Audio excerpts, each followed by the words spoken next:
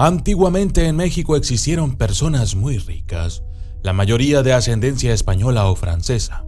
Poseían riquezas incalculables y muchas de estas riquezas aún permanecen escondidas en el territorio. No es extraño escuchar que alguien encontró una olla de oro enterrada bajo un árbol, sótanos ocultos con riquezas dentro de ellos o tesoros escondidos que, por coincidencia o accidente, son encontrados por personas a quienes la suerte les sonríe. Pues bien, la siguiente historia que ocurrió en México, en el estado de Nayarit, a dos jóvenes amigos adolescentes a quienes les gustaba andar de paseo en bicicleta, que creyeron que aquel día, 12 de octubre de 1997, sería un gran día para salir a pedalear. Yo soy el documentalista y esto es El Espejo de Bavila.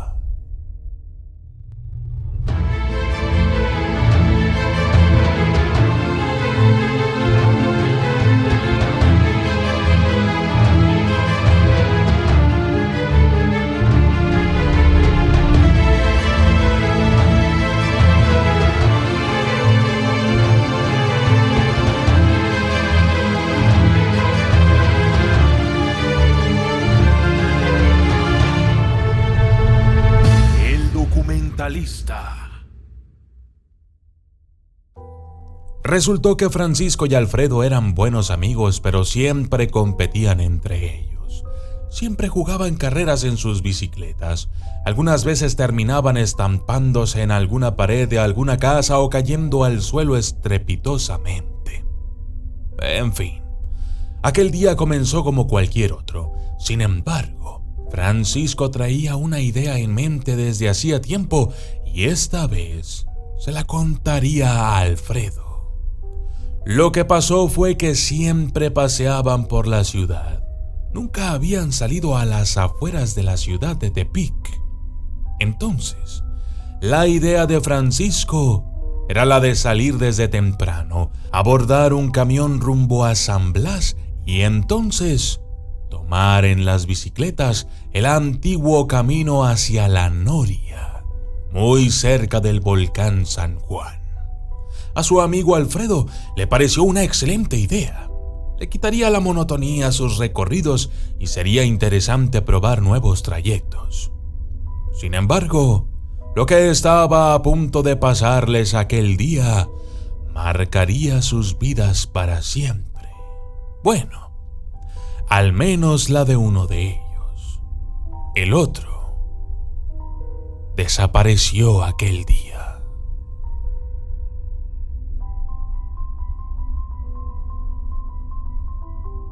Cuando Francisco y Alfredo llegaron al poblado de San Blas, cargaron sus pequeñas mochilas con unos cuantos bocadillos para el camino.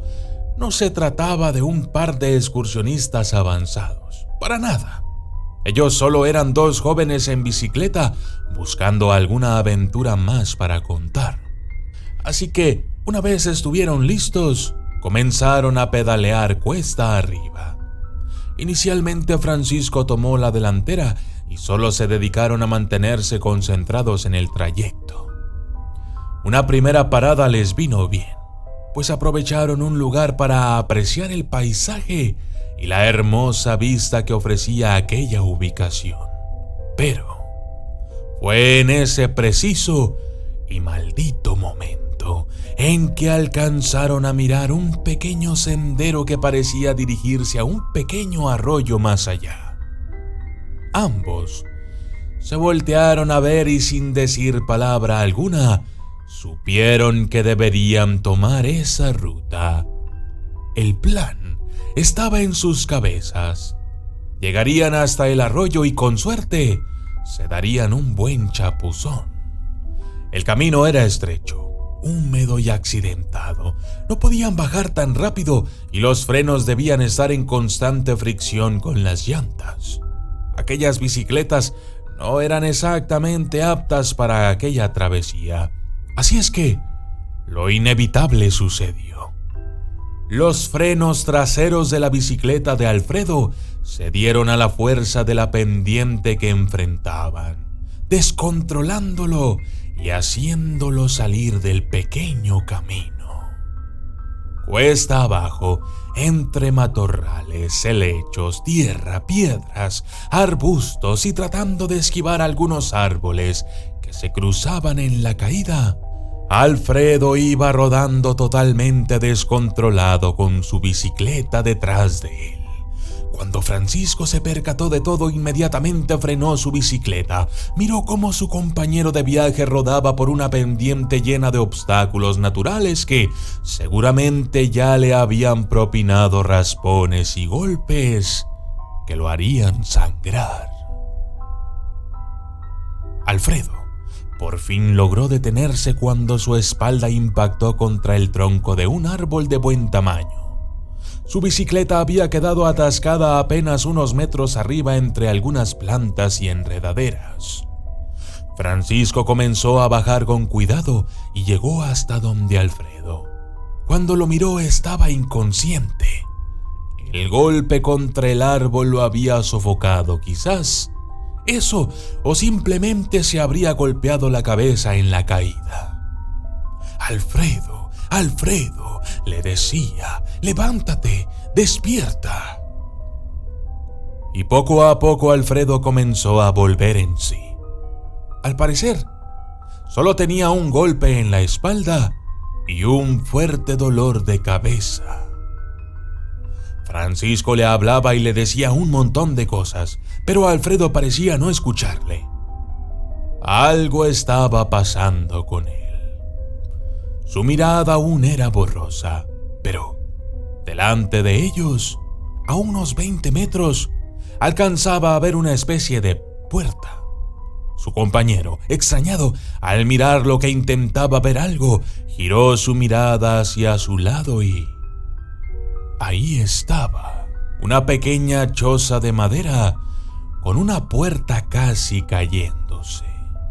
Alfredo logró incorporarse y al parecer solo tenía el dolor del golpe en la espalda, pero podía andar.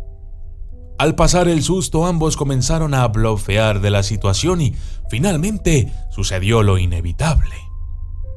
¿Qué hacía una choza de madera en medio de aquel lugar? Un lugar casi sin acceso. ¿Qué había dentro? Los dos jóvenes caminaron hasta la entrada. Cuando llegaron, descubrieron que había puesto un candado. Y no era cualquier candado, sino uno muy antiguo. Pero la puerta de madera podrida era tan débil que, de un solo jalón, lograron desbaratarla. Al abrir la puerta, dentro de aquella pequeña choza, se encontraron con objetos de otra época. Era como si alguien los hubiera dejado ahí hacía muchos años y por alguna razón no volvió jamás por ellos. Entre aquellas cosas había cuadros, pinturas, mesas llenas de polvo, un par de sillas, unas cuantas lámparas de petróleo, velas, platos y cubiertos finos y otra puerta. Estaban asombrados. En el ambiente se sentía algo pesado. Inclusive la temperatura dentro de aquel lugar era extrañamente fría. Detrás de aquella otra puerta había una habitación. Forzaron la puerta, pero esta se encontraba en mejores condiciones que la anterior, así es que decidieron abrirla de una patada. Cuando por fin entraron, ¿cuál fue su sorpresa al encontrar lo que pareciera ser el cuarto de una mujer? Había una cama y además estaba bien tendida, con sábanas y almohadas, aunque con mucho polvo sobre ella. Definitivamente hacía mucho tiempo que alguien no andaba por el sitio. También había un closet con vestidos dentro, un mueble con cajoneras y cosas propias de una mujer. Pero lo más extraño era algo sobre aquella cajonera que estaba tapado con un pedazo de tela blanca. Alfredo, tocándose la espalda, decidió destaparlo. Aquel objeto era un espejo. Tenía incrustaciones de piedras. Ellos no eran expertos, pero parecía de plata. Era pesado, parecía muy valioso. Pero algo aún más extraño había en él, y es que el espejo en sí estaba cubierto por cera de vela, lo cual no les permitía poder verse en el espejo. A Francisco también le pareció fascinante. Le arrebató el espejo a su amigo y comenzó a descascarar la cera hasta dejarlo totalmente descubierto. Cuando terminó, podía ver reflejado el techo de la choza en el espejo.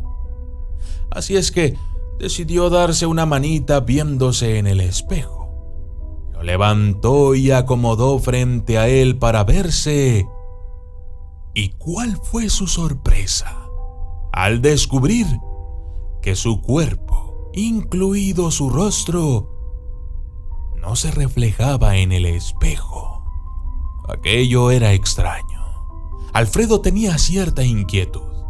Comenzó a sentir que no debían estar más en este sitio y sugirió que dejaran todo tal y como lo habían encontrado. Pero Francisco seguía sin palabras, hasta que por fin le mostró el espejo y, al igual que su compañero, quedó con los ojos abiertos y muy sorprendido.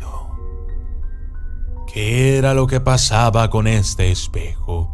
¿Por qué no podían ver su reflejo, pero sí el reflejo de todo lo demás? En la parte trasera del espejo había un grabado que decía Babila. Los dos jóvenes decidieron que era hora de marcharse. Dejarían todo como estaba, pero solo se llevarían el misterioso espejo. Cuando salieron de la pequeña alcoba, Francisco decidió echar otro vistazo en el espejo. Comenzó a mirar alrededor de la choza y todo lo que había en ella a través del espejo. ¿Cuál fue su sorpresa al descubrir que en las sillas había una mujer y un niño sentados, mirándolos?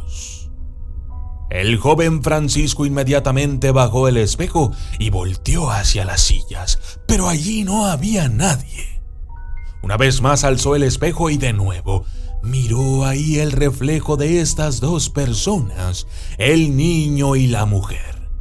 El miedo comenzó a invadirle el cuerpo. Llamó a su amigo Alfredo y le contó, pero este creyó que todo era una broma de mal gusto e inmediatamente salió de aquel lugar dejando detrás de él a Francisco. Por su cuenta, Alfredo comenzó a trepar por la pendiente como pudo. Destrabó su bicicleta y subió de nuevo al sendero. Una vez arriba, llamó con un chiflido a su amigo, aún dentro de la choza. Pero este no contestaba ni salía. Alfredo comenzó a gritarle, diciéndole que era hora de irse, pero Francisco seguía dentro de aquella tenebrosa casucha en medio de la nada. Comenzó a parecerle extraño que aún después de varios minutos su compañero quisiera seguir jugándole una broma. Así es que decidió ir por él y terminar con esto de una vez por todas. Volvió a bajar la pendiente, ahora con cuidado. Caminó hasta la choza y abrió la puerta al mismo tiempo que exclamó un ¡vámonos! Pero su amigo no contestó. Finalmente decidió entrar y revisar. Dentro no había nadie, pero había algo inusual. El espejo estaba en el suelo, boca abajo. Alfredo lo tomó y decidió llevarlo a su lugar. Colocó de nuevo la tela con la que estaba cubierto y salió de la choza con un incómodo presentimiento de que algo malo había ocurrido.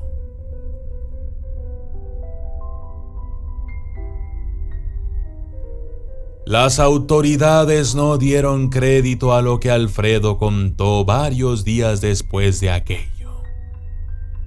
La familia de Francisco lo había reportado como desaparecido y Alfredo era sospechoso. Algunos decían que lo había asesinado y que había inventado todo aquello, pero quienes los conocían afirman que ellos eran buenos amigos y que un asesinato era imposible.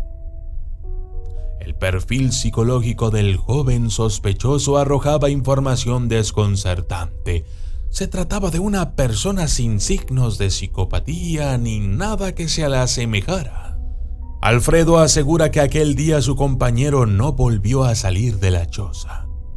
Por supuesto que hubo una campaña para averiguar exactamente dónde estaba el lugar mencionado, pero en la búsqueda nunca se logró encontrar la choza. Algunos dicen que el golpe en la cabeza de Alfredo le afectó de tal manera que inventó todo y que incluso aquel día iba solo. Otros, que asesinó a su amigo. Pero él afirma que todo lo que pasó fue real y que su amigo está atrapado en el espejo, porque el objeto estaba tirado en el mismo lugar en donde Francisco estaba parado antes de que saliera y lo dejara solo. Esta historia me la ha compartido un suscriptor, quien me ha pedido que cambie su nombre y algunos detalles. No obstante, el nombre grabado en el espejo es el real, y él afirma que está desesperado por encontrar respuestas. Quizás, con el tiempo, logré hacerlo.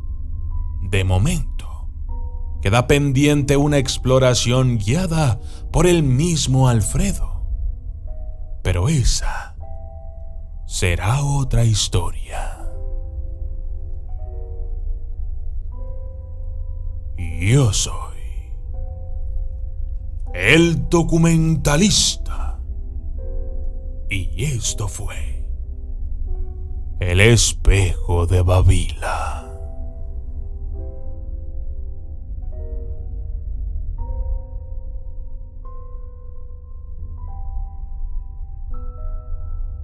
Saludos especiales para Carlos Escobar, Moneytree, Elisita Lorenzo Cortés, Luz Razo, Drake García, Ángeles C. Cari, Samuel Rivera, Marcos Domínguez, Efraín Vargas, Joshua Clark, Martín Cortés, Sebastián González, Arcángel Metatron, Artsu Tragner, Jair Guerrero, Ingrid Yurlitzita Romero Fuentes y Asama Wambra.